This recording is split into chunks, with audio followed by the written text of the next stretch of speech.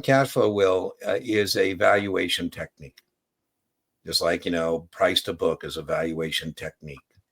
And what we're trying to do is determine the present value of future income streams.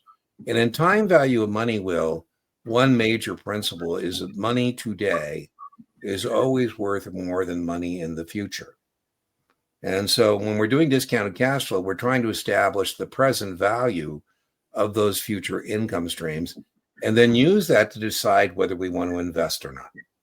Right? So I say, hey, Brian, I'm considering buying this 8% bond with 10 years to maturity. And so, Brian, I may not be as sophisticated on the math front as you are, Brian, but I get that I'm going to get 20 payments of $40. And I know, Brian, that my $40 6 months from today is worth more than my $40 10 years from today at maturity. And, what I'm trying to figure out is what is the present value of $1,000 10 years from today, and what is the present value of these payments? And Brian can do the math for me. And he calls me and he says, Dean, the present value using DCF is going to be 900. And so he says, well, Dean, what's the price of the bond? And I say, man, I was hoping that there would be a little more room in there for me, but the present value and the market value, Brian, are the same. It has no net present value. Or I might say, he says, Dean, the present value using DCF of that bond is 900. And I go, woohoo, I can get it for 880, Brian. Find a free $20 here. It has positive net present value. So that's a good deal.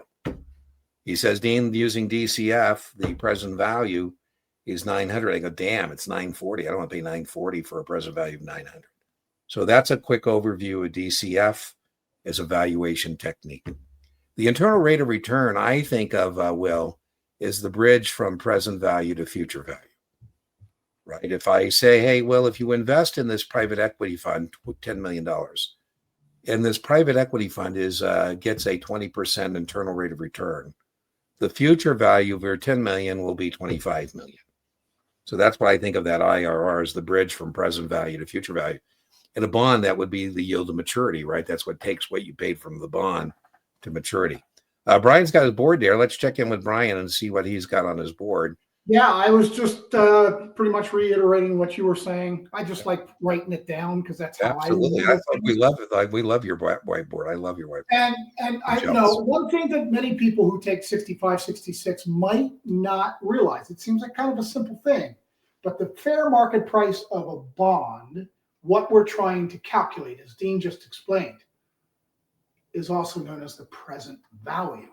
Present value and fair market price are the same thing. Yeah. One of the tricks I think the 65 and 66 love to use are these synonyms. And the better, more clear you can get on some of these synonyms, a very simple example, coupon rate, nominal rate, right? Yeah. They mean the same thing. Par value, principal amount, same thing.